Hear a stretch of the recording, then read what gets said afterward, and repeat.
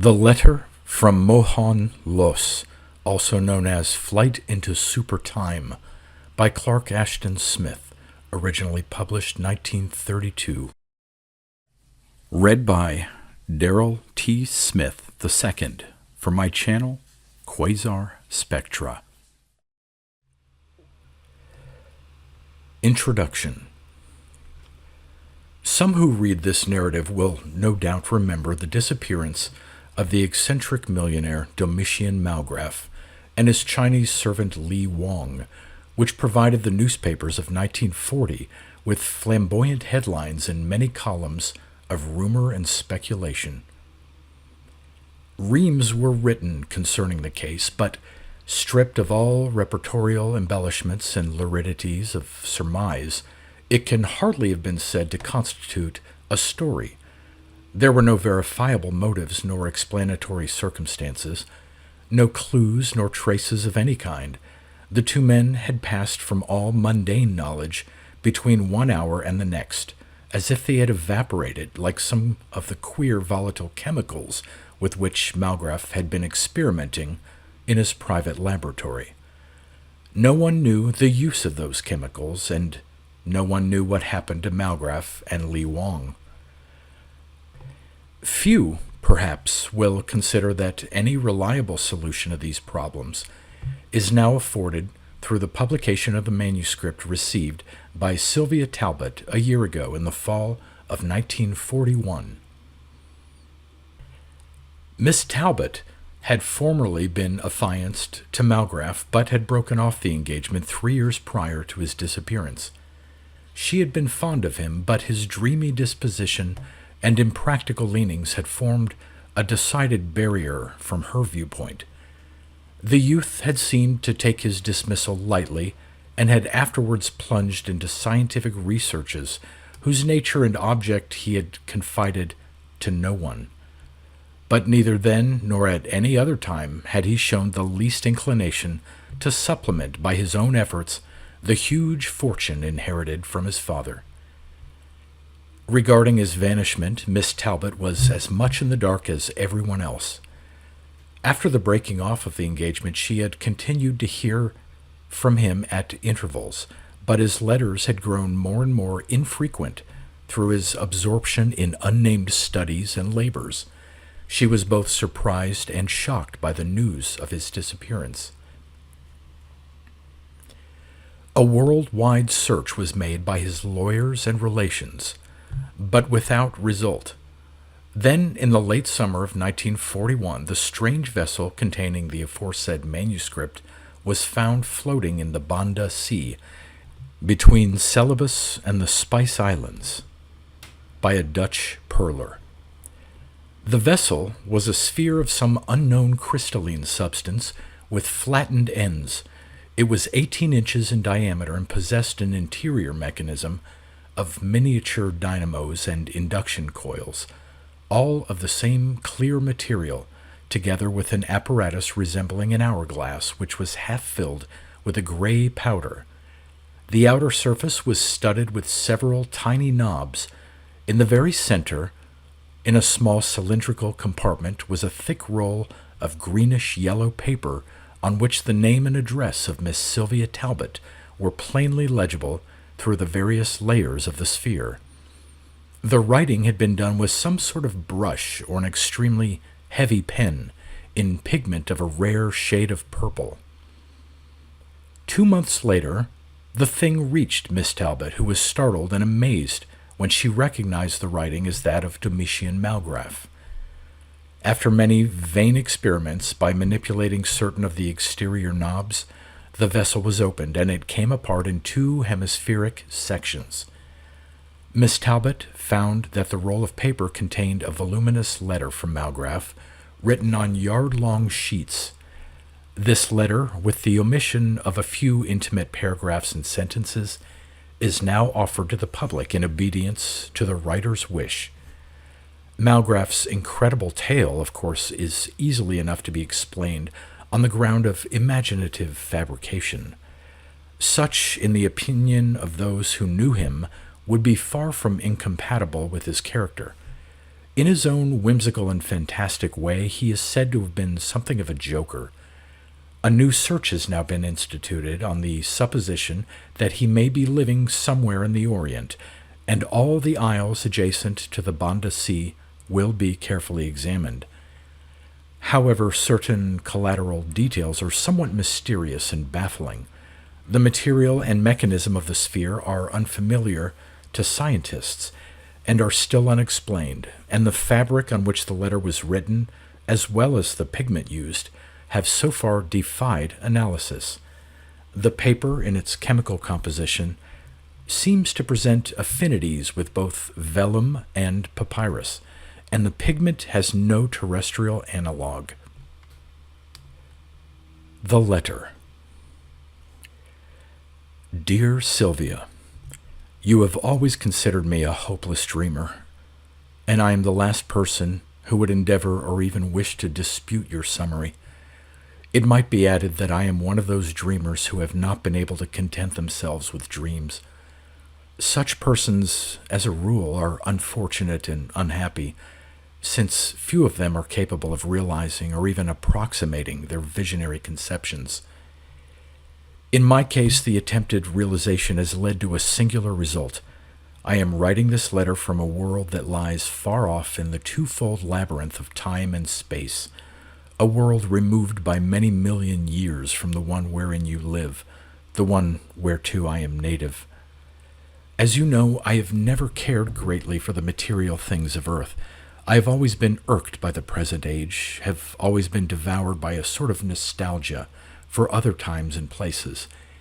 It has seemed so oddly and capriciously arbitrary that I should be here and not otherwhere, in the infinite eternal ranges of being, and I have long wondered if it would not be possible to gain control of the laws that determine our temporal or cosmic situation, and pass at will from world to world or from cycle to cycle. It was after you dismissed me that my speculations along such lines began to take a practical turn. You had told me that my dreamings were no less impossible than useless. Perhaps, among other things, I desired to prove that they were not impossible. Their utility or inutility was not a problem that concerned me, nor one which any man could decide. I shall not weary you with a full recountal of my labors and researches. I sought, above all else, to invent a machine by which I could travel in time, could penetrate the past or the future. I started from the theory that movement in the time dimension could be controlled, accelerated or reversed by the action of some special force. By virtue of such regulation, one would be able to remove forward or backward along the aeons. I shall say only that I succeeded in isolating the theoretic time force, though without learning its ultimate nature and origin. It is an all-pervading energy with a shorter wavelength than that of the cosmic rays. Then I invented a compound metal, perfectly transparent, and of great toughness, which was peculiarly fitted for use in conducting and concentrating the force. From this metal I constructed my machine, with dynamos in which I could develop an almost illimitable power. The reversal of the force, compelling a retrograde movement in time, could be secured by passing the current through certain rare volatile chemicals imprisoned in a special device resembling a large hourglass. After many months of arduous effort, the mechanism stood completed on the floor of my Chicago laboratory. Its outward form was more or less spherical, with flattened ends like those of a Chinese orange. It was capable of being hermetically sealed, and the machinery included an oxygen apparatus. Within, there was ample room for 3 people amid the great tubular dynamos, the array of chronometric dials, and the board of regulative levers and switches. All the parts, being made of the same material, were transparent as glass. Though I have never loved machinery, I surveyed it with a certain pride.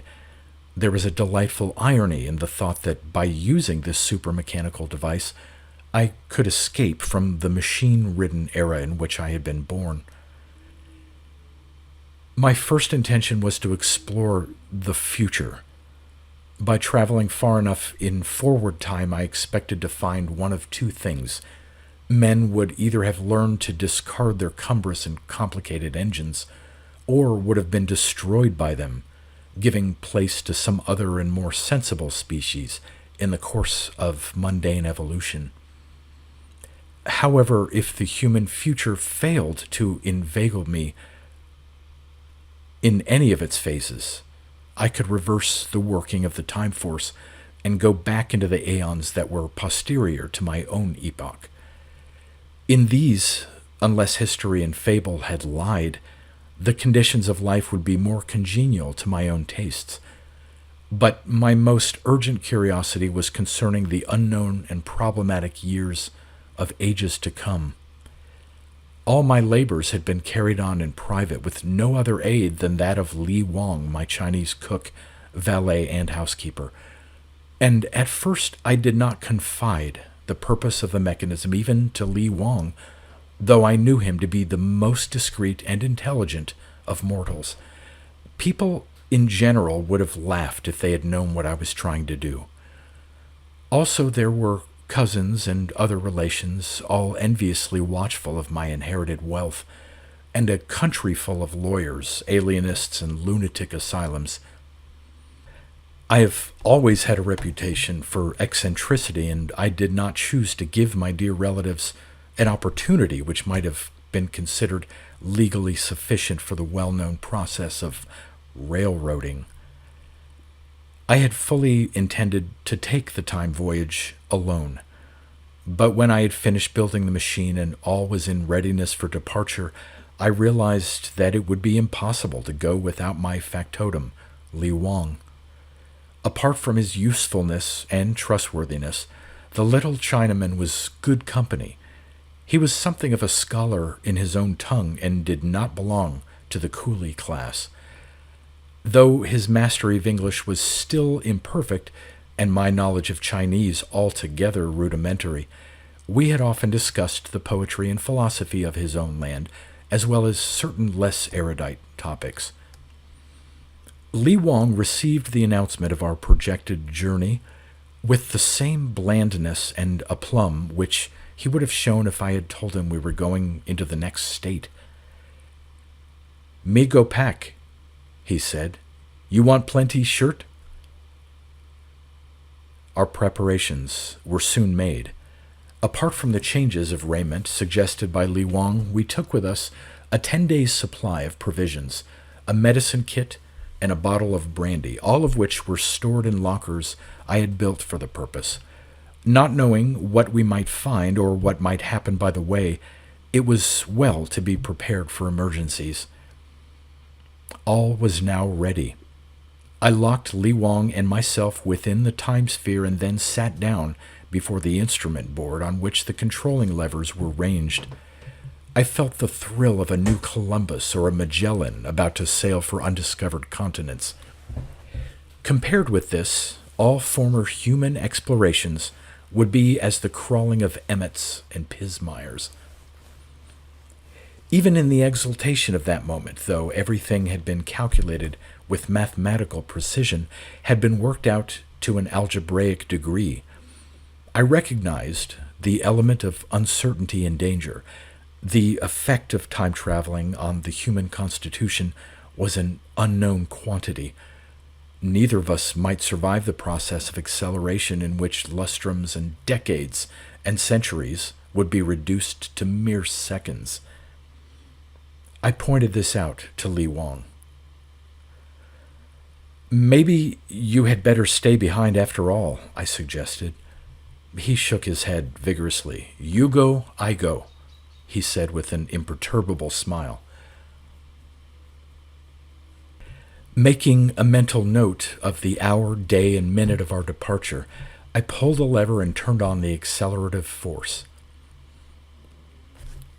I had hardly known what to anticipate in the way of physical reactions and sensations Among other contingencies, it had even occurred to me that I might become partially or wholly unconscious, and I had clamped myself to the seat to avoid falling in case of this.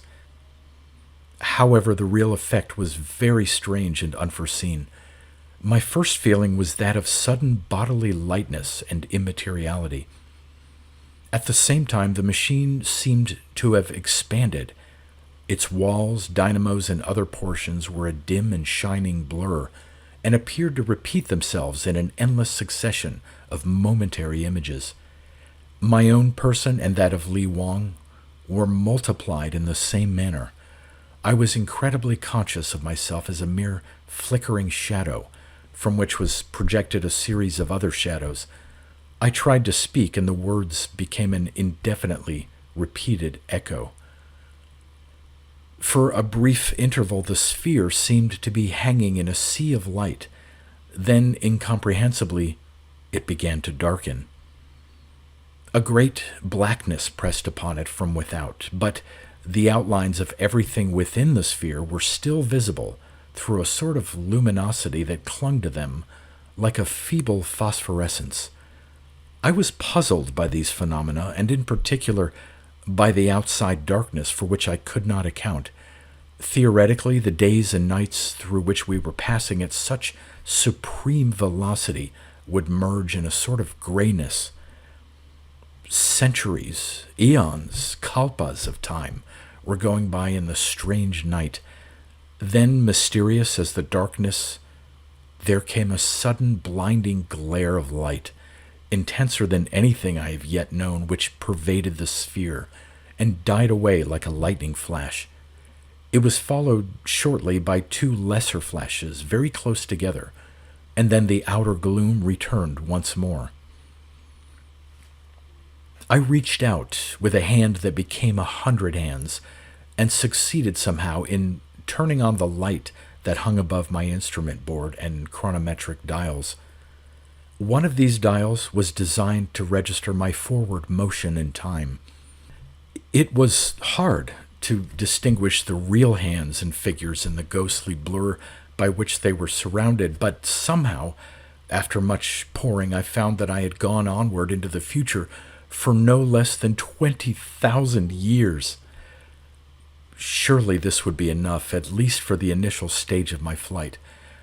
I groped for the levers and turned off the accelerative power. Instantly, my visual sensations became those of a normal three-dimensional being in normal time and space, but the feeling of lightness and immateriality still persisted. It seemed to me that I should have floated in mid-air like a feather, if it had not been for the metal clamps that held me to the seat. I heard the voice of Li Wang, whom I had practically forgotten for the moment. The voice came from above. Startled, I saw that Li Wang, with his wide sleeves flapping ludicrously, had floated upward and was bobbing about in the air, trying vainly to recover his equilibrium and re-establish his feet on the floor. "Me fly all same seagull," he tittered, seeming to be amused rather than frightened by his novel predicament. What on earth had happened? Was the force of gravity non-existent in this future world? I peered out through the glassy walls, trying to determine the geographical features of the terrain in which we had landed. It must be night, I thought, for all was darkness, shot with a million cold and piercing stars. But why were the stars all around us as well as above? Even if we were on a mountaintop, we should be surrounded by the vague masses of remote nocturnal horizons. But there were no horizons anywhere, only the swarming lights of irrecognizable constellations.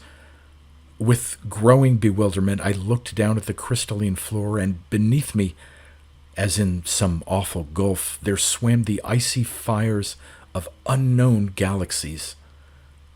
I saw with a terrific mental shock that we were suspended in mid-space. My first thought was that the Earth and the solar system had been annihilated. Somewhere during the past 20,000 years, there had been a cosmic cataclysm, and Li Wang and myself, moving at inconceivable speed in the abstract time dimension, had somehow managed to escape it. Then, like a thunderclap, there came the realization of the truth. The sphere had moved only in time. But in the interim, the Earth and the Sun had been traveling away from us in space, even as all stellar and planetary bodies are said to travel. I had never dreamed of such a contingency in all my calculations, thinking that the laws of gravitation would keep us automatically in the same position relative to the Earth itself at which we had started. But evidently these laws were not effective in the ultraspatial dimension known as time. We had stood still in regard to ordinary space and were now separated from the Earth by 20,000 years of cosmic drift. Considered as a time machine, my invention was a pretty fair vehicle for interstellar transit. To say that I was dumbfounded would only prove the inadequacy of human words. The feeling that surged upon me was the most utter and abominable panic that I've ever experienced.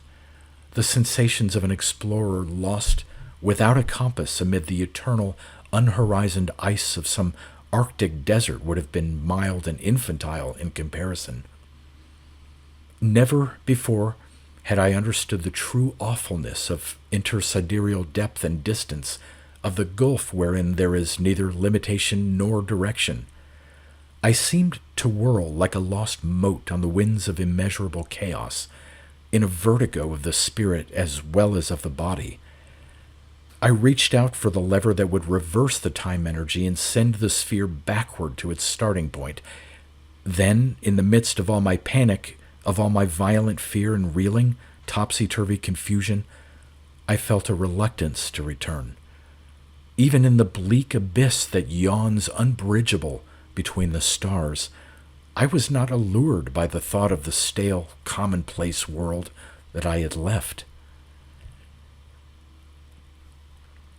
Miraculously, I began to recover something of stability, of mental equipoise.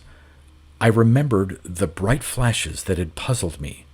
These, I now realized, had marked the passage of an alien sun and planetary system, coinciding in its orbit with the former position of the Earth in space. If I went on in abstract time, other bodies would doubtless occupy the same position in the everlasting drift of the universe. By slowing the movement of the sphere, it might be feasible to land on one of them. To you, no doubt, the sheer folly and madness of such a project will be more than obvious. Indeed, I must have been a little mad from the physical and psychic strain of my unparalleled experience. Otherwise, the difficulties of the landing which I so coolly proposed to myself, not to mention the dangers, would have been glaringly manifest. I resumed the time flight at a speed reduced by half. This, I calculated, would enable me to sight the next approaching orb in time to prepare for landing. The darkness about us was unbroken for an interval of many ages. It seemed to me that eternity itself had gone by in the rayless void ere a brilliant glare of light betokened a nearing sun. It passed us very close, filling half the heavens for an instant. Apparently there were no planets, or at least none that came within sight. Steadily we went on in time, till I ceased to watch the dial with its blurred and multiplied ciphers. I lived only in a dream of unreal and spectral duration. But somehow, after a while, I knew that more than 1,000,000 years had been traveled by the sphere. Then suddenly another solar orb swam up before us. We must have passed through it, for the sphere was briefly surrounded by an incandescent flame that seemed as if it would annihilate us with its intolerable flare. Then we were out of it. We were suspended in black space, and a smaller, gleaming body was hurtling toward us. This, I knew, would be a planet. I slowed the sphere to a rate of speed that would permit me to examine it. The thing loomed upon us. It whirled beneath us in a riot of massed images. I thought that I could distinguish seas and continents, isles and mountains. It rose still nearer and appeared to surround us with swirling forms that were suggestive of enormous vegetable growths. My hand was poised in readiness on the lever that would terminate our flight. As we swung dizzily amid the swirling forest, I brought the machine to a full stop, no doubt risking an instantaneous destruction. I heard a violent crash, and the vessel rocked and reeled deliriously. Then it seemed to right itself and stood still. It was lurching half to one side, and I had nearly been wrenched from my seat, while Li Wang was sprawling in an undignified position on the floor. But nevertheless, we had landed. Still giddy and trying to regain my equilibrium, I peered through the crystalline walls on a weird and exuberant tangle of bewildering plant forms.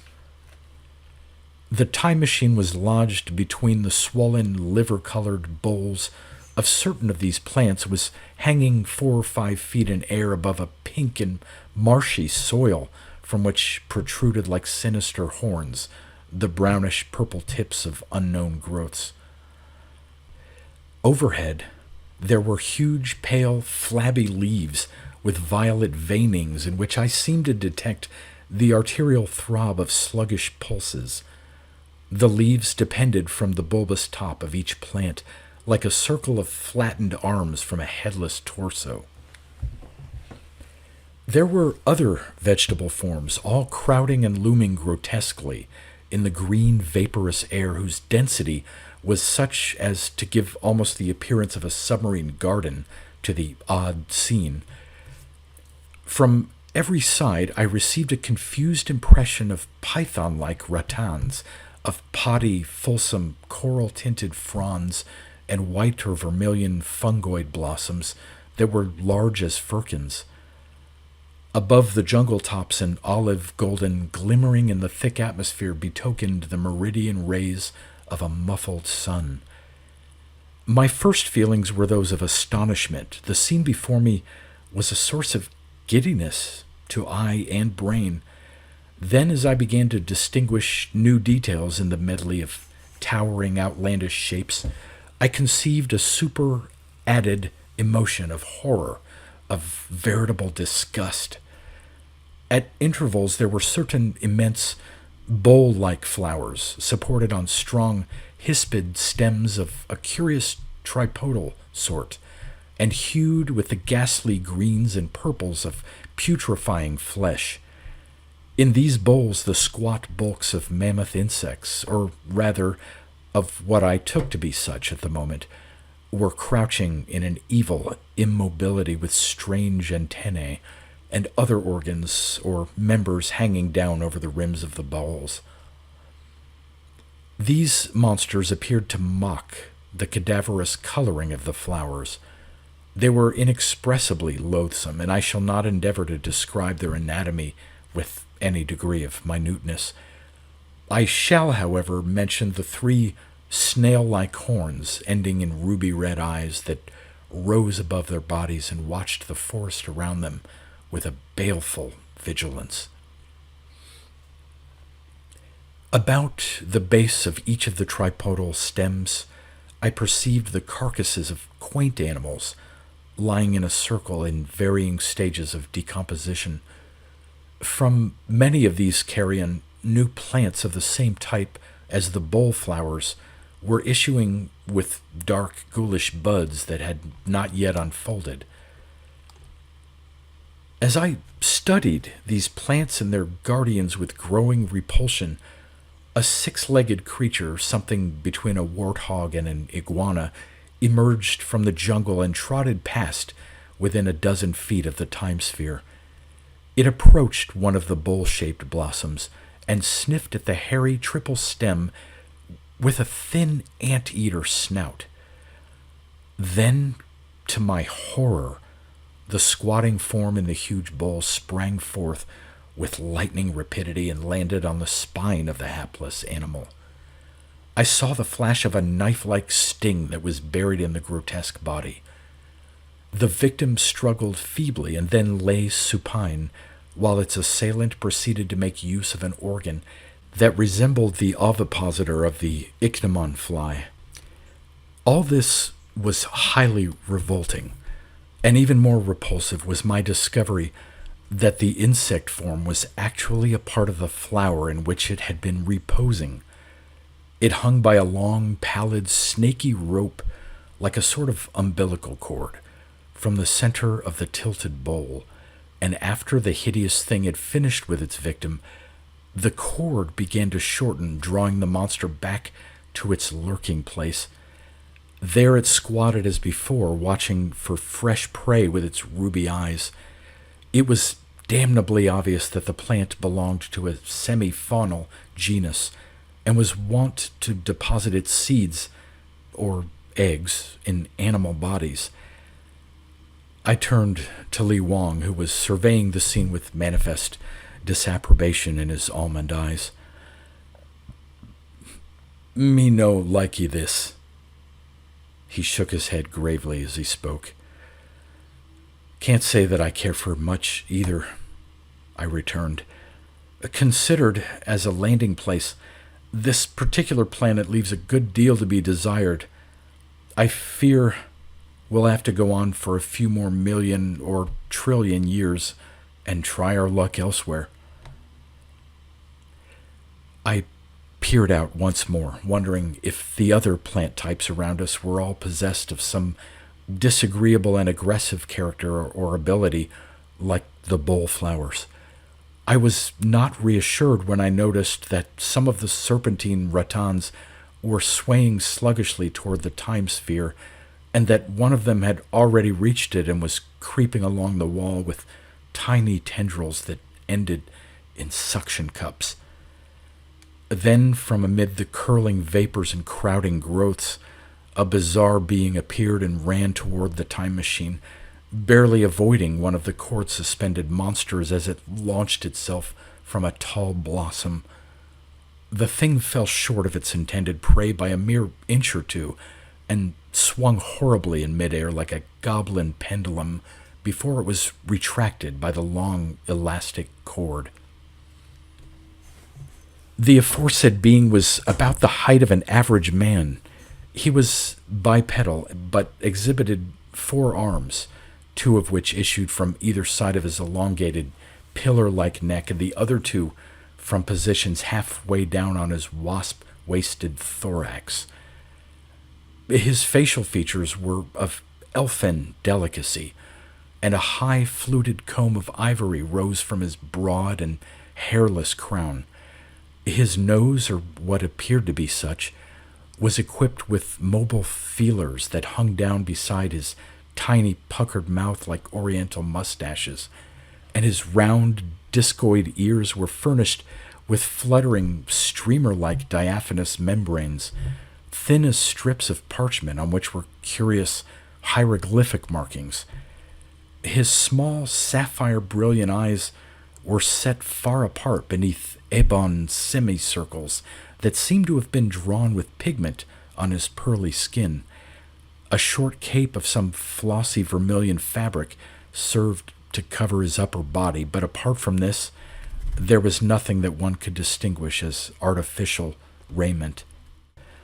Avoiding several more of the plant monsters who lunged viciously, he neared the time machine.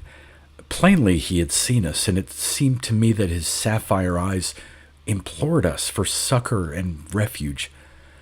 I pressed a button which served to unlock and open the door of the sphere. As the door swung outward, Li Wang and I were assailed by numerous unearthly smells, many of which were far from pleasant. We breathed the surge of an air that was heavy with oxygen and was also laden with the vapors of unfamiliar chemical elements. With a long flying leap, the strange entity sprang in air and gained the crystal sill of the open machine. I caught the flexible three-fingered hands of his lower arms and drew him to safety. Then I closed the door just as one of the cord-hung monsters hurtled against it, breaking its keen, steely-looking sting and staining the clear metal with a rill of amber-yellow venom. "Welcome, stranger," I said. Our guest was breathing heavily, and his facial feelers trembled and swayed with the palpitation of his fine, membranous nostrils. Apparently he was too breathless for speech, but he made a series of profound inclinations with his crested head, and moved his tenuous fingers with fluttering gestures that were somehow expressive of regard and gratitude. When he had recovered his breath and had composed himself a little, he began to talk in a voice of unearthly pitch, with sharp cadences and slowly rising intonations which I can compare only to the notes of certain tropic birds. Of course, Li Wang and I could only guess at his meaning, since the words, whenever distinguishable as such, were totally different from those of any human tongue or dialect. We surmised, however, that he was thanking us and was also offering us an explanation of the perils from which we had rescued him. He seemed to be telling us a lengthy tale, accompanied with many dramatic gestures of an odd but eloquent sort, and from certain of these we gathered that his presence in that evil jungle was involuntary, that he had been abandoned there by enemies in the hope that he would never escape from the wilderness of monstrous plants. By signs, he told us that the jungle was of enormous extent, and was filled with growths that were even more dreadful than the bull flowers. Afterwards, when we had learned to understand the language of this quaint being, we found that our surmises had been correct, but the narrative in its entirety was even stranger and more fantastical than we had imagined. As I listened to our guest and watched the swiftly weaving movements of his four hands, I became aware that a shadow had fallen upon us, intercepting the green, watery light of the blurred heavens. Looking up, I saw that a small air vessel of discoid form, surrounded with turning wheels and pointed wings that whirred like the sails of a windmill, was descending toward us and was hovering just above the time machine. Our guest perceived it also and broke off abruptly in his storytelling. I could see that he was greatly alarmed and agitated. I inferred that the air vessel belonged, perhaps, to his enemies, to the very beings who had left him to a cruel doom in that fearsome terrain. No doubt they had returned to make sure of his fate, or else their attention had in some manner been attracted by the appearance of the time sphere. The alien airship was now hanging near the tops of the giant plants between whose boles the sphere had become lodged in landing. Through the silvery whirl of its rotating wings and wheels, I saw the faces of several entities who bore a general likeness to our guest, and who were plainly of the same racial type. One of these beings was holding a many-mouthed instrument with a far-off resemblance to the Gatling gun, or mitrailleuse, and was aiming it at the time machine. Our passenger gave a piercing cry and clutched my arm with two of his hands while he pointed upward with the others. I required no interpreter and no lengthy process of reasoning to understand that we were in grave danger from the foreign vessel and its occupants. I sprang immediately to the instrument board and released the lever that would send us onward in time at the utmost speed of which the machine was capable. Even as I pulled the lever, there came from the airship a flash of cold and violescent light that seemed to envelop the time sphere. Then all things in the world without were resolved to a flying riot of formless, evanescent images, and around us once more, after a brief interval, was the ebon darkness of interstellar space. Again the machine was filled with momentary repeated phantoms, to which were added those of our curious guest. Again the dials, the levers, and the dynamos multiplied themselves infinitely in a dim phosphorescent glow. Later, I learned that our flight into forward aeons had saved us from utter annihilation only by the fraction of a second. The force emitted by the many-mouthed weapon on the air vessel would have turned the sphere into vanishing vapor if we had sustained it for more than a moment. Somehow I managed to clamp myself into the seat once more, and sat watching the weirdly manifolded hands and ciphers that registered our progress in universal time. 50,000 years, 100,000, a million, and still we floated alone in the awesome gulf of the everlasting cosmic midnight. If any suns or planets had passed us during the interim, they had gone by at a distance which rendered them invisible. Li Wang and the new passenger had clutched at the handles of the lockers in which our provisions were stored to keep themselves from drifting aimlessly about in midair. I heard the babble of their voices, whose every tone and syllable were subdivided into a million echoes. A peculiar faintness came upon me, and a dreamlike sense of the unreal and irrational attached itself to all my impressions and ideas. I seemed to have gone beyond all that was conceivable or comprehensible, to have overpassed the very boundaries of creation. The black chaos in which I wandered was infinitely lost from all direction and orientation, was beyond life itself or the memory of life, and my consciousness seemed to flicker and drown in the dark nullitude of an incommensurable void. Still we went on along the ages.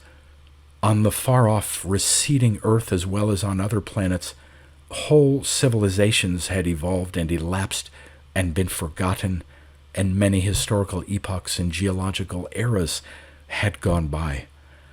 Moons and worlds and even great suns had been destroyed. Traveling down their eternal orbits, the very constellations had all shifted their stances amid the infinite. These were inconceivable thoughts, and my brain was overwhelmed by the mere effort to visualize and comprehend their awfulness. Strangest of all was the thought that the world I had known was lost not only in sidereal immensity, but in the rayless night of a remote antiquity. With more than the longing of a derelict sailor adrift on chartless seas, I desired to feel underfoot once more the stable soil of terra firma, no matter where or what.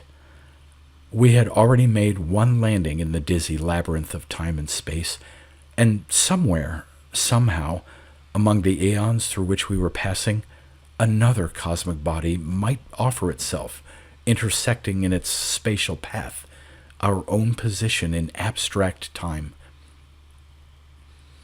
Again, as before our initial landing, I slowed our progress to a rate that would allow inspection of any sun or world we might happen to approach.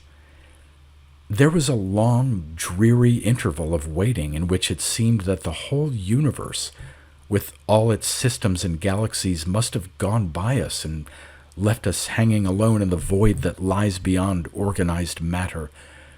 Then I became aware of a growing light, and retarding the time machine still further, I saw that a planet was nearing us, and beyond the planet were two larger and fierier bodies that I took for a binary system of suns.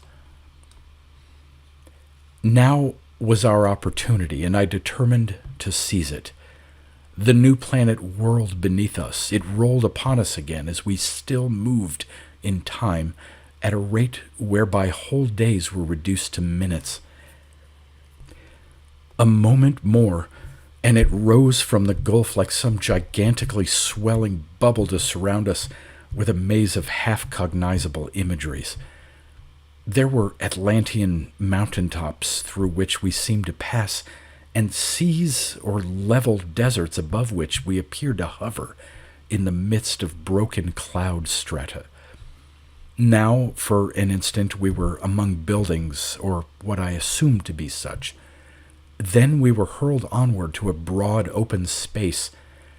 I caught a confused glittering of many pointed lights and unidentifiable, thronging forms as I reached out and brought the sphere to a sudden halt. As I said before, it was a perilous thing to stop thus in accelerated time above a moving planet. There might well have been a collision that would have destroyed the machine, or we might have found ourselves embedded beneath fathoms of soil or stone. Indeed, there were any number of undesirable possibilities, and the only wonder is that we escaped annihilation. As it was, we must have come to a halt in mid-air, perhaps 15 or 20 feet above the ground. Of course, we were seized immediately by the gravitational influence of the new world, even as my sense impressions cleared with the cessation of the time flight. We fell with a terrible ear-splitting crash, and the sphere almost seemed to rebound and then rolled over, careening on its side. I was torn from my seat by the shock of impact, and Li Wang and our passenger were hurled to the floor beside me. The stranger and myself, though sorely bruised and shaken, contrived to retain consciousness, but I saw that Li Wang had been stunned by the fall. Giddily, with swaying limbs and reeling senses, I tried to stand up and somehow succeeded. My first thought was for Li Wang, who was lying inert against the tilted dynamos. A hasty examination showed me that he was uninjured. My second thought was for the time machine, whose tough metal revealed no visible damage. Then, inevitably, the world into which we had fallen in a manner so precipitate was forced upon my attention. We had come down in the very center of what appeared to be an active battlefield. All around us was a formidable array of chariot-like vehicles, high-wheeled and high-bodied, drawn by quaint monsters that recalled the dragons of heraldry, and driven by beings of an unearthly kind who were little more than pygmies. There were many foot soldiers, too, and all were armed with weapons such as have never been used in human history. There were spears that ended in curving, saw-toothed blades, and swords whose hilts were in the middle, and spiked balls at the end of long leathern thongs, which were hurled at the enemy and then drawn back by their owners. Also, each of the chariots was fitted with a catapult from which similar balls were flung. The users of these weapons had paused in the midst of what was plainly a ferocious battle, and were all staring at the time machine. Some, I saw, had been crushed beneath the heavy sphere as I plunged among them. Others had drawn back and were eyeing us doubtfully. Even as I surveyed this singular scene with bewilderment that permitted no more than a partial cognizance of its baffling details, I saw that the interrupted combat was being resumed. The monster-drawn chariots swayed back and forth, and the air was thick with flying missiles, some of which hurtled against the walls of the sphere. It seemed, perhaps, that our presence was having an effect on the morale of these fantastic warriors. Many of those who were nearest to the sphere began to retreat, while others pressed forward, and I was able, for the first time, to distinguish the members of the two factions, who obviously belonged to different races.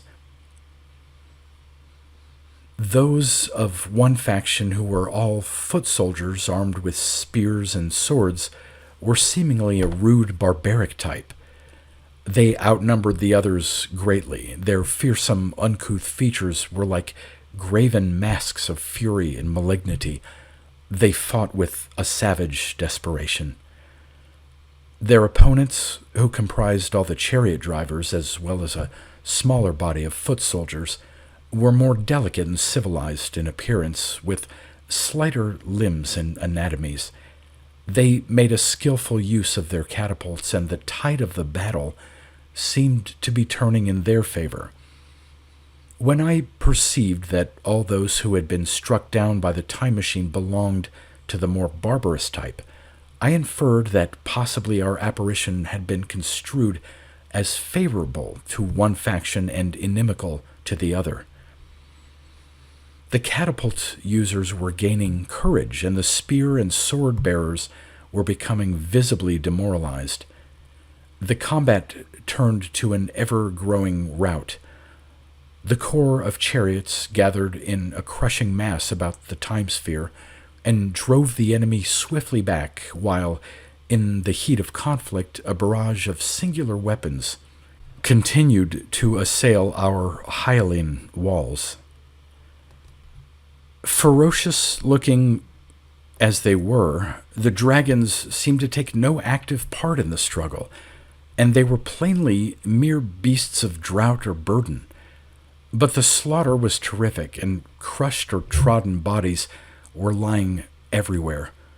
The role of Deus ex machina, which I appeared to be playing in this outlandish battle, was not one that I should have chosen of my own accord, and I soon decided that it would be better to fare even further afield in universal time. I pulled the starting lever, but to my confoundment and consternation, there was no result. The mechanism in some manner had been jarred or disconnected by the violence of our fall, though I could not locate the precise difficulty at that moment. Afterwards, I found that the connection between the instrument board and the dynamos had been broken, thus rendering the force inoperative. Li Wang had now recovered consciousness. Rubbing his head, he sat up and appeared to be pondering our remarkable milieu with all the gravity of an Oriental philosopher. Our passenger was peering out with his brilliant sapphire eyes on this world to which he was no less alien than Li Wang and myself. He seemed to be eyeing the odd warriors and their dragon teams with a cool, scientific interest. The more civilized of the two factions was now driving its enemies from the field in a tide of carnage. Our soundproof walls prevented us from hearing the clash and rumble of chariot wheels, the clangor of clashing weapons, and the cries that were doubtless being emitted by the warriors. Since nothing could be done at the moment to repair our machinery, I resigned myself, not without misgivings, to an indefinite sojourn in the world whereon we had landed so fortuitously.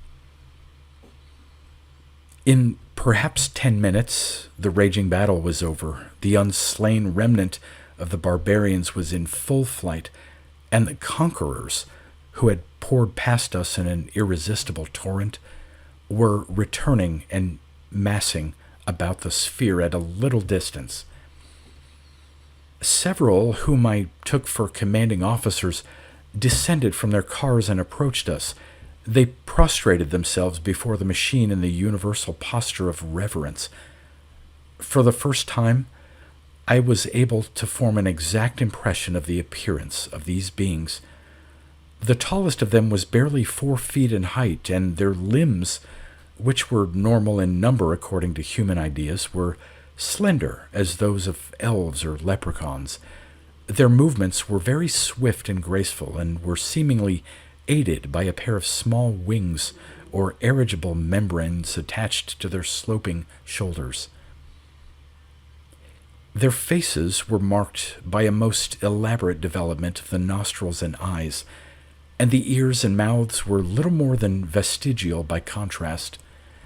The nasal apparatus was convoluted like those of certain bats, with mobile valves arranged in rosettes, and a nether appendage that recalled the petals of a butterfly orchid. The eyes were proportionately enormous and were set obliquely. They were furnished with vertical lids and possessed a power of semicircular rotation, and also of protrusion and retraction in their deep orbits. This power, we learned later, enabled them to magnify or reduce any visual image at will, and also to alter or invert the perspective in which it was seen. These peculiar beings were equipped with body armor of red metal marked off in ovoid scales. Their light brown arms and legs were bare.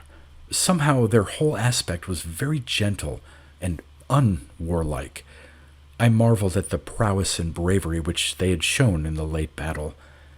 They continued their obeisances before the time machine, rising and prostrating themselves anew, in an alternation like a set ritual with gestures and genuflections of hieratic significance. I conceived the idea that they regarded the machine itself as a conscious, intelligent, and perhaps supernal entity, and that we, the occupants, if perceived at all, were considered as internal and integral parts of the mechanism. Li Wang and I began to debate the advisability of opening the doors and revealing ourselves to these fantastic devotees. Unluckily, I had neglected to provide the sphere with any device for determining the chemical composition of otherworld atmospheres, and I was not sure that the outside air would prove wholly suitable for human respiration. It was this consideration, rather than any actual fear of the mild, quaint warriors, that caused me to hesitate. I decided to defer our epiphany, and I was about to resume my examination of the deranged machinery when I noticed an ebullition in the massed ranks of soldiers that were drawn up around us at some little distance.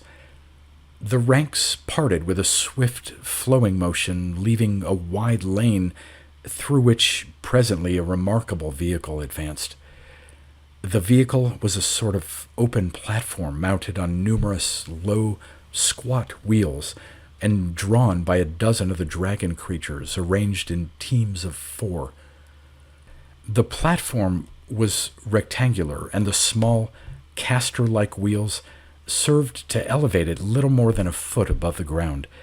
I could not determine its material, which was copperish in color and suggested a heavy metallic stone rather than a pure smelted metal. It was without furnishings or superstructure aside from a low breastwork at the front, behind which 3 drivers stood, each holding the separate reins of a tandem of monsters, and at the rear a strange outward curving arm or crane of some black, lustrous material ending in a thick disc which rose high in the air. One of the elfin people stood beside this crane. With exquisite and admirable skill, the drivers brought their unwieldy conveyance forward in a sweeping arc through the empty space between the time vessel and the surrounding army. The devotees of the sphere, who must have been commanding officers, retired to one side, and the monster-hauled vehicle, passing us closely, was adroitly maneuvered and drawn about till it came to a halt, with its rear end opposite the sphere and the black arm inclining above our very heads with its heavy horizontal disc.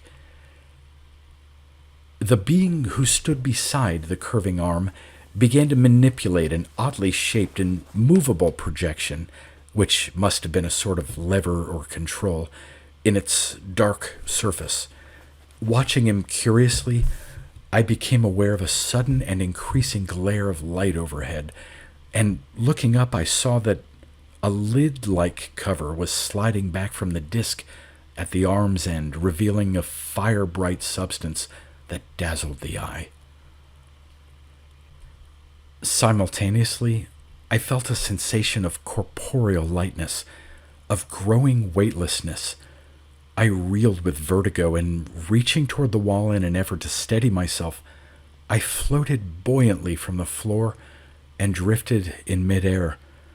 Li Wang and the stranger, I perceived, were floundering eerily and helplessly about amid the machinery.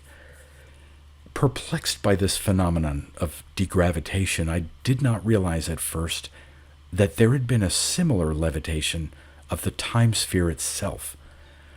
Then, as I turned in my aerial tumbling, I saw that the sphere had risen from the ground and was now on a level with the floor of the strange conveyance.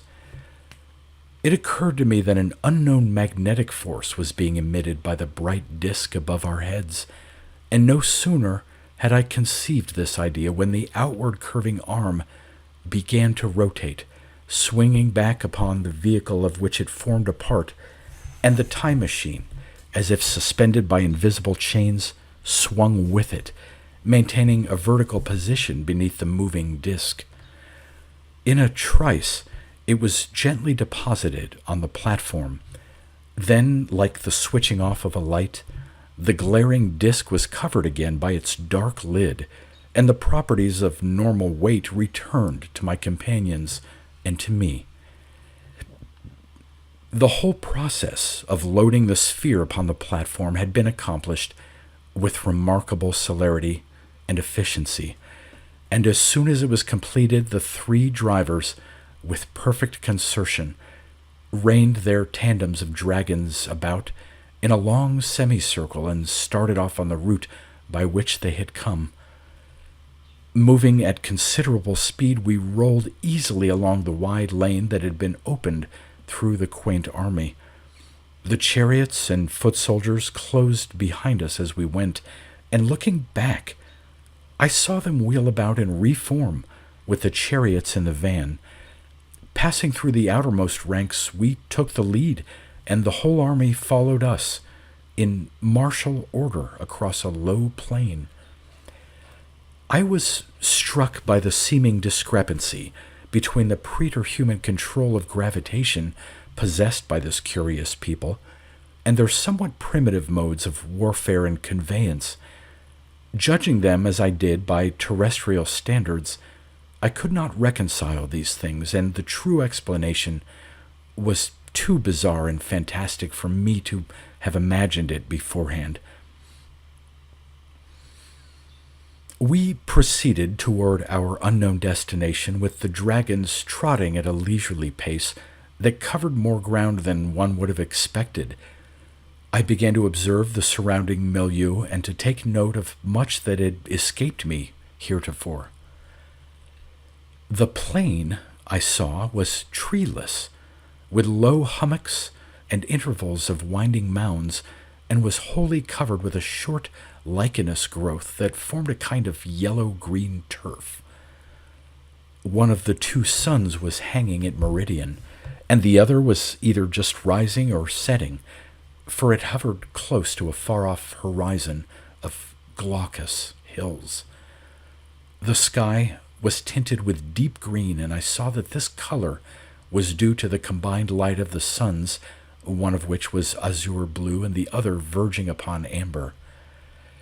After we had gone on for several miles and had passed a row of intervening hummocks, I beheld a strange city in the near distance, with low mushroom domes and peristyles of massive pillars that gleamed like rosy marble in the sunlight amid plots of orange and indigo and violet vegetation. This city proved to be our objective. It was thronged with people, among whom we passed on the dragon-drawn platform, borne like the trophies of a triumph. The buildings were roomy and well-spaced, and were characterized by deep porticos with swelling, bulbous columns. We learned subsequently that the material used in their construction was a sort of petrified wood belonging to a genus of giant prehistoric trees that had been quarried in enormous blocks. After passing through many streets, we neared, in what was apparently the center of the town, a huge circular edifice.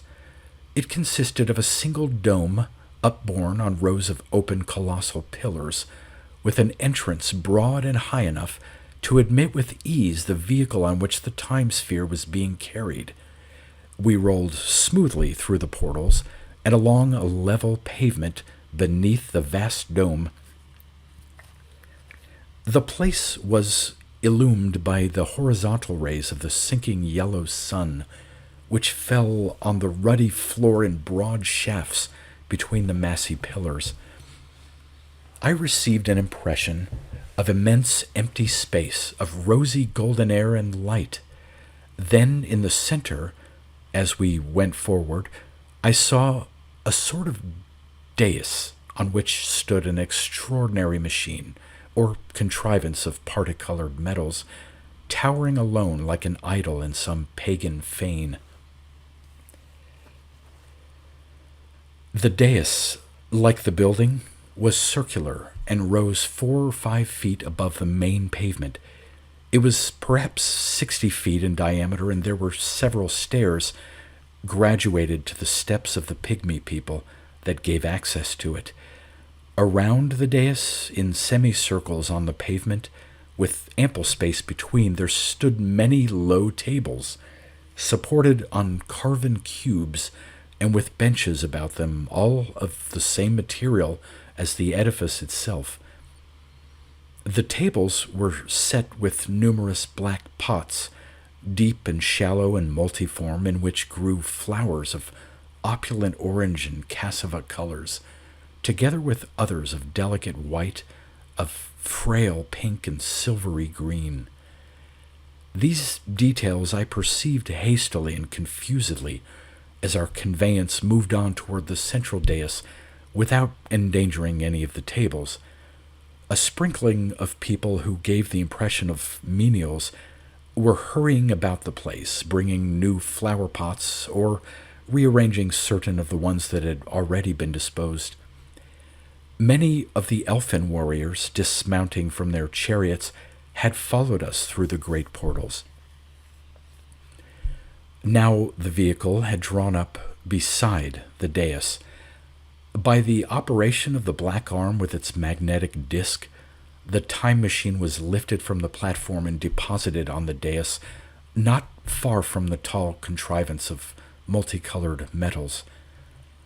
Then, circling the dais, the vehicle withdrew with its dragon team and vanished through the open entrance. Whether the place was a temple or merely a public hall, I could not decide. It was like the phantasmagoria of some bewildering dream, and the mystery of it all was not solved when I noticed that hundreds of the fairy people were seating themselves at the flower-laden tables and were bending toward the blossoms with a regular contraction and expansion of their voluted nostrils, as if they were inhaling delicious perfumes.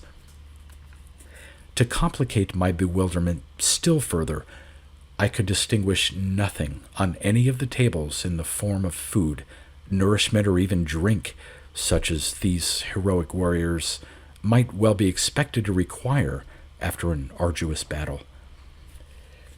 Dismissing temporarily the baffling enigma, I turned my attention to the peculiar mechanism which occupied the dais together with the time sphere. Here, too, I found myself at a loss, for I could not even surmise its nature and purpose. I had never seen anything like it among the most ingenious, pernicious, and grotesque inventions of terrene mechanics.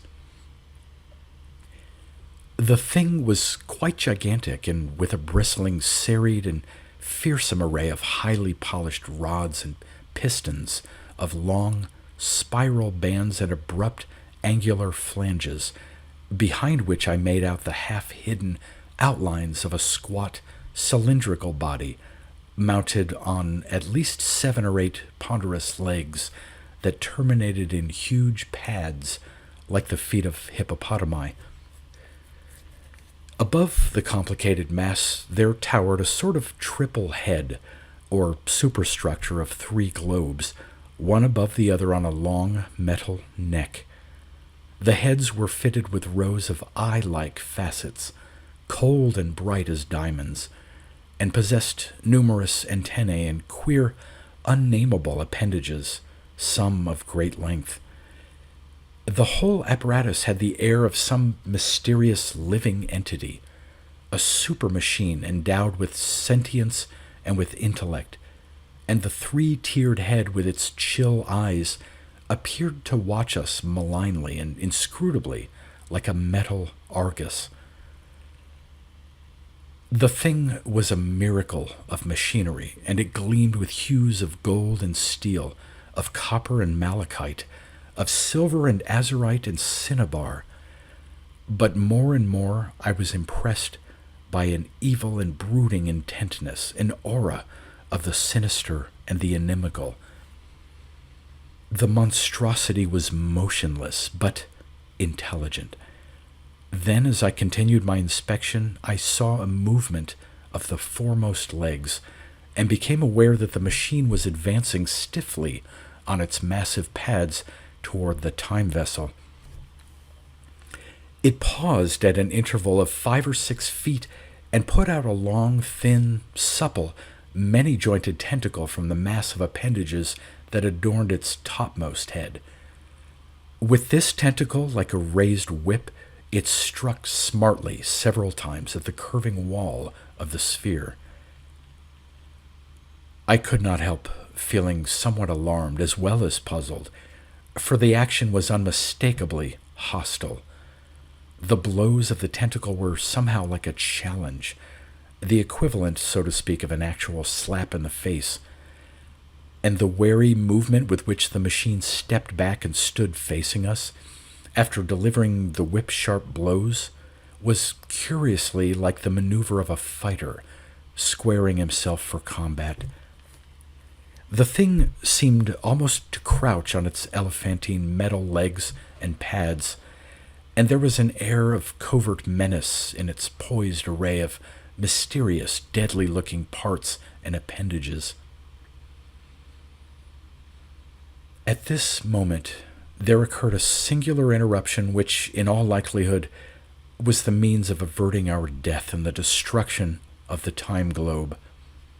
A group of the elfin people, 4 in number, ascended the stairs of the dais and approached us, bearing among them a large vessel like an open shallow urn or deep basin, which was filled to the brim with a sluggish, hueless liquid, suggesting immediately some sort of mineral oil.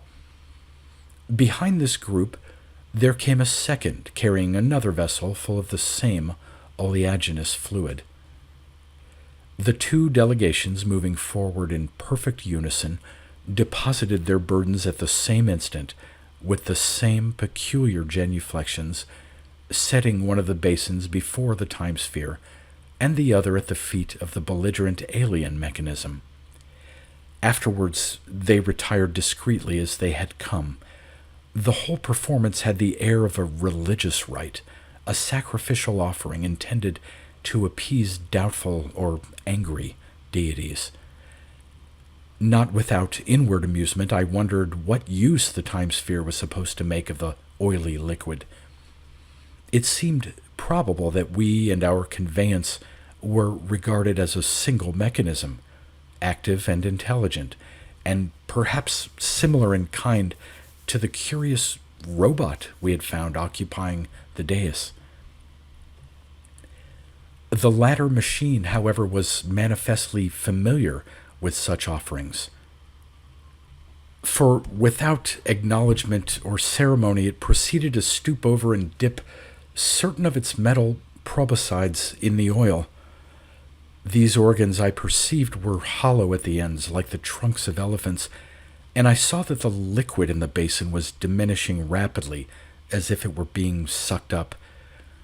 When the vessel was half empty, the monster withdrew its proboscides, and then, by the simultaneous use of these members, turning and coiling with great suppleness in different directions, it began to oil the innumerable joints and flanges of its intricate machinery. Several times it suspended this remarkable process, eyeing the time sphere balefully as if watching for a hostile movement. The whole performance was inconceivably grotesque and ludicrous and sinister. The main floor of the huge pillared hall I now saw had filled with the pygmy warriors who were seated about the flower-burdened tables. All of them seemed to be inhaling the odors of these flowers in a manner that resembled actual ingestation, and I conceived the idea that they were regaling themselves with a feast of perfumes and perhaps required no other nutrient. Turning from this quaint spectacle to which I had given only a cursory glance, I perceived that the metal monster had apparently finished the anointing of its complex machinery and was again posting itself in an attitude preparatory for battle. There was a stealthy turning of half-hidden wheels and cogs, a covert throbbing of well-oiled pistons as the mechanism faced us, and certain of its tentacles were poised in air like lifted weapons.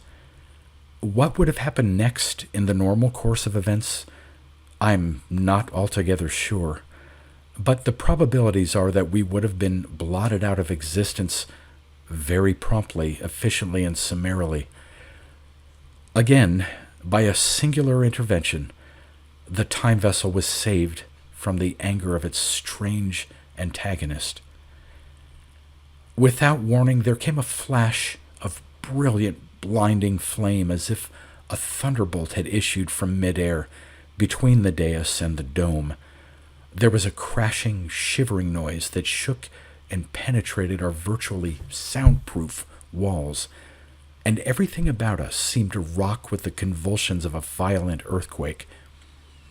The concussion hurled us back upon our dynamos, and I thought for an instant that the sphere would be flung from the dais. Recovering myself, I saw that a third machine had materialized on the dais, opposite the time sphere and its opponent. This machine differed as much from the hostile robot as the latter, in its turn, differed from the time globe. It was a sort of immense polyhedron with an arrangement of numberless facets, alternately opaque and transparent. Through some of the facets, clearer than glass, I was horrified and astonished to behold the thronging faces of entities similar to, or perhaps identical with, the beings who had threatened us from the air vessel in that far-off world where we had picked up our unusual passenger. There could be only one explanation. We had been pursued through the cosmic continuum by these vengeful and pertinacious creatures who had evidently employed a time-space vehicle of their own and who must have possessed unique instruments of incredible range and delicacy by which to detect and follow our course in the labyrinth of stellar gulfs and ages. Turning to our passenger, I saw by his troubled air and frantic gestures that he too had recognized the pursuers. Since I had not yet been able to repair our machinery, the position in which we now stood was a serious dilemma. We were without weapons of any kind, for it had not even occurred to me to bring along a revolver. I began to wish that I had fitted the time machine with the arsenal of an American racketeer. However, there was little time for either regret or apprehension. The course of events was now taking an unforeseen and incalculable turn.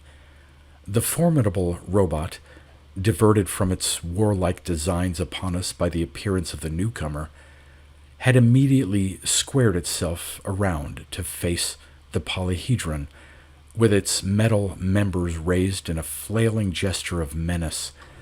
The occupants of the polyhedron, on their part, seemed to disregard the robot. Several of the opaque facets began to slide back in the manner of ports, and revealed the yawning mouths of tubular weapons, all of which were leveled at the time sphere. It appeared that these people were intent only on destroying us after having followed us with fantastical vindictiveness through many aeons. The robot, it would seem, construed the opening of the ports as an act inimical to itself. Or perhaps it did not wish to yield its legitimate prey, the time sphere, to another and foreign mechanism. At any rate, it bristled forward, winnowing the air with all its tentacles and proboscides, and tramping heavily on the dais with its myriad pads, till it stood within grappling distance of the polyhedron. Coils of grayish vapor were beginning to issue from valves in its cylindrical body and pipe-like throat, and raising one of its hollow proboscides, it snorted forth a sudden jet of crimson flame, a briefly flaring tongue that struck an upper facet of the polyhedron, causing it to melt and collapse inward like so much solder. The occupants of the alien time machine were now slewing their tube weapons around to face the robot. A violescent fire leaped from one of the tubes, spreading like a fan and severing cleanly an upraised tentacle of the monster. At this, the angry mechanism seemed to go mad and hurled itself at the polyhedron like some enormous octopus of metal. Jets of scarlet fire were issuing from several of its trunk-shaped organs, and great ruinous rents appeared in the facets of the polyhedron beneath their incessant playing. Undismayed by this, the wielders of the tube weapons concentrated their violet beams on the robot, inflicting terrific damage. The uppermost of the three globular heads was partly shot away, and metal filaments trailed from its broken rim like a shredded brain. The serried array of tossing members was torn and lopped like a flame-swept forest. Rods, cogs, pistons, and other parts dripped on the dais in a molten rain. Two of the foremost legs crumpled in shapeless ruin, but still the monster fought on, and the polyhedron became a twisted wreck beneath the focusing of the red fires. Soon, several of the violet beams were extinguished, and their wielders had dissolved into vapor and ashes. But other beams were still in action, and one of them struck the central cylinder of the robot after demolishing the outer machinery, and bored into it steadily like an acetylene torch. The beam must have penetrated a vital part, for suddenly there was a tremendous, all-engulfing flare, a cataclysmic explosion. The immense dome appeared to totter on its trembling columns, and the dais shook like a stormy sea. Then, an instant later, there fell from a dark cloud of swelling steam a rain of metal fragments, glancing along our crystalline sides and strewing the dais and the main floor for some distance around. The monster, in its explosion, had involved the alien time vessel, which was wholly riven asunder, and nothing remained of our pursuers but a few blackened cinders. Apart from this mutual and highly providential destruction of the inimical mechanisms, no serious damage had been done, for the main building, I now perceived for the first time, was deserted. The pygmies had abandoned their feast of odors and had retired discreetly, perhaps at the very onset of the battle. The time sphere, though it had taken no part in the combat, was left by a singular and ironic fortuity in sole possession of the field. I decided that fortune, being so favorably disposed toward us, might be tempted even further with impunity. So I opened the vessel's door and found that the atmosphere of the world outside was perfectly breathable, though laden with an odd mixture of metallic fumes that lingered from the late explosion and fruity and luscious fragrances from the potted blossoms. Li Wang and the passenger and I emerged on the dais. The yellow sun had gone down, and the place swam with the blue, religious light of its ascendant binary. We were examining the littered ruins of the strange machines when a large delegation of elfin warriors re-entered and approached us. We could not divine their thoughts and emotions, but it seemed to me that their genuflections were even more expressive of profound reverence and gratitude than those with which the time sphere had been hailed after the routing of the barbarian army. I received an almost telepathic impression that they were thanking us for a supposed act of deliverance at which we had been merely the onlookers. In time, this impression was to be fully confirmed. The metal monster, it seemed, had come originally, like ourselves, from the outside universe and had settled itself among this perfume-eating people. They had treated it with all due respect, had housed it in their public hall of assembly, and had supplied it liberally with certain mineral lubricants which it required. The machine, in exchange, had deigned to instruct them regarding a few scientific and mechanical secrets, such as that of degravitation by means of a reverse magnetic force.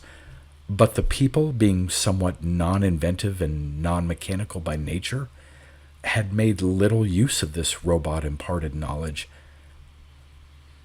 The metal monster, in time, had become disagreeably exacting and tyrannical, and moreover, it had flatly refused to help the pygmies in their war with another people when need arose. Therefore, they were glad to be rid of it, and they seemed to take it for granted that we had made away with the monster as well as with the invading time machine. So far, I have not thought it worthwhile to disillusion them in this regard. No less than 7 terrestrial months have now gone by since the landing of the sphere. My companions and I are still sojourning among the perfume eaters, and we have no reason to complain of our lot and no cause to lament the worlds we have left so far behind us in time and space. In the interim, we have learned many things and are now able to hold converse with our hosts, having familiarized ourselves by slow degrees with the peculiar phonetics of their speech. The name of the world, as well as I can remember it in human spelling, is MOHAUN. Being subject to the gravitational pull of 2 solar bodies, it follows a somewhat eccentric and prolonged annual orbit.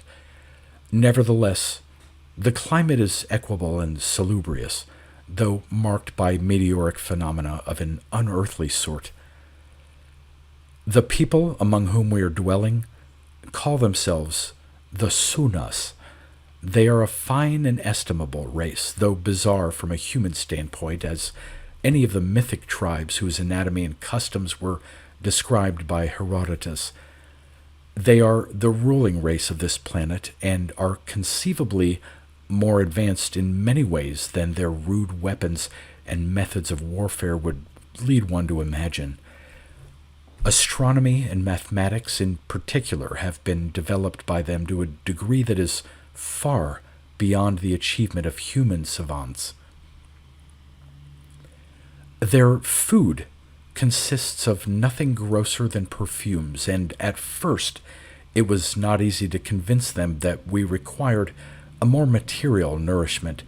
However, once they had grasped the idea, they supplied us abundantly with the meaty fruits in which MOHAUN abounds, and they did not seem to be shocked or scandalized by our base appetites, even though fruits and other non-atomizable matters are eaten only by animals and the more aboriginal races of this world. The Sunas, indeed, have shown toward us at all times a spirit of urbane tolerance and laissez-faire. They are a peaceful race, and during their whole former history have had little need to acquire the martial arts. But the recent evolutionary development of a half-bestial tribe, the Golpos, who have now learned to organize themselves and to make weapons, and have become quite aggressive as a consequence, has compelled the Sunas to take the field in self-defense.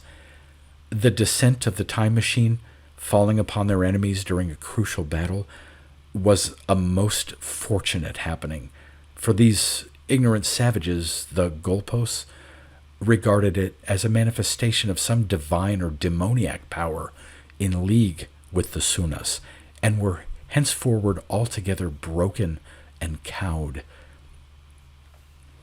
The Sunnas, it seems, were prone even from the first to a more naturalistic supposition regarding the character and origin of the time sphere. Their long familiarity with a strange ultrastellar robot may have helped to disabuse them of any belief in the supernaturalism of mere machinery. I have had no difficulty in explaining to them the mechanism of our vessel and the voyage we have made along the eons.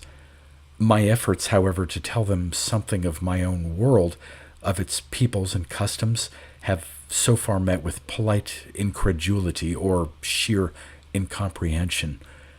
Such a world, they say, is quite unheard of, and if they were not so courteous, probably they would tell me it could not even be imagined by any rational being. Li Wang and I, as well as the Sunnas, have learned to talk with the singular entity whom I rescued from the diabolic living flowers on a world midway between the earth and Mohan Los. This person calls himself Turquan, and he is a most erudite savant, his ideas and discoveries being somewhat at variance with the notions that prevail in his own world, had caused him to be regarded with suspicion and hatred by his fellows, and as I surmised, he had been abandoned by them, after due process of law, to a cruel doom in the jungle. The time machine in which they had followed us to Mohan Los was, he believed, the only vessel of the kind that had so far been invented by this people. Their zealous and fanatic devotion to legality and law enforcement would have led them to pursue us beyond the boundaries of the universal continuum. Fortunately, there was small likelihood that they would ever dispatch another time machine on our trail, for the lingering etheric vibrations that had enabled them to follow us, as dogs follow the scent of their quarry, would die out long before they could construct a duplicate of the unreturning polyhedron. With the aid of the Sunnas, who have supplied me with the necessary metallic elements, I have repaired the broken connection in the time sphere. I have also made a miniature duplicate of the mechanism, in which I am planning to enclose this letter and send it backward through time, in seemingly far-fetched and fantastic hope that it may somehow reach the earth and be received by you. The astronomers of the Sunnas have helped me to make the needful computations and adjustments, which indeed would be utterly beyond my own skill or the mathematical knowledge of any human being. By combining in these calculations the chronometric records of the dials in the time sphere with the ephemerides of Mohan Los during the past 7 months, and allowing for the pauses and changes of speed which we made during our journey, it has been possible to chart the incredibly complicated course which the mechanism must follow in time and space. If the calculations are correct to the most infinitesimal degree, and the movement of the device is perfectly synchronized, the thing will stop at the very moment and in the very same place from which I left the earth in retrograde time. But, of course, it will be a miracle if it reaches the earth at all. The Sunnas have pointed out to me a 9th magnitude star, which they think is the solar orb of the system in which I was born. If the letter should ever reach you, I have no reason to think that you will believe my tale. Nevertheless, I am going to ask you to publish it, even though the world in general will regard it as the fantasy of a madman or a practical joker. It pleases an obscure sense of irony in my mental makeup to know that the truth will be heard by those among whom it must pass for a fantastic lie. Such an eventuation, perhaps, will be far from novel or unprecedented.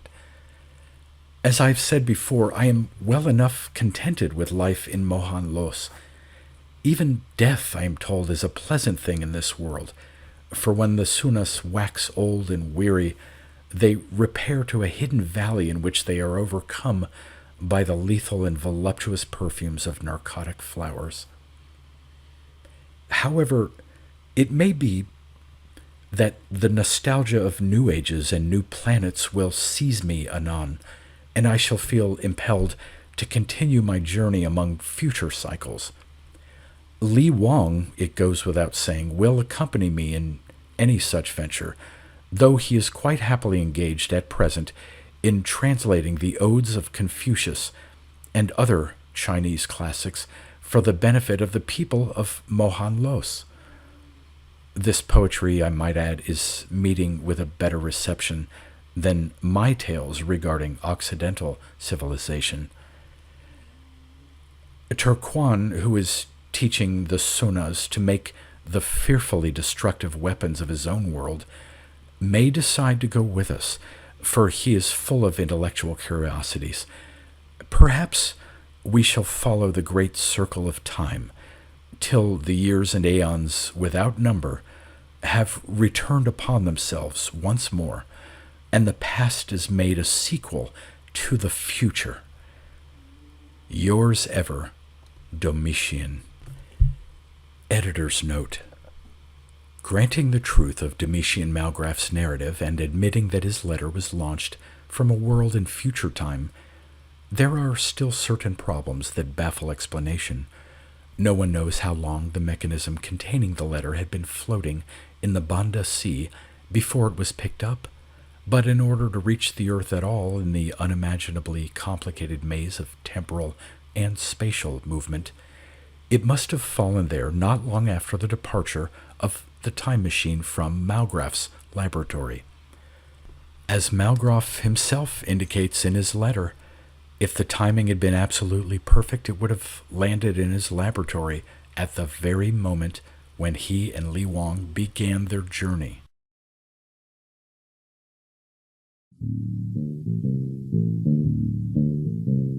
You've been listening to pre-1990s speculative fiction readings with a highlight on science fiction by Darrell T. Smith II. Please consider clicking the donation link in the description box.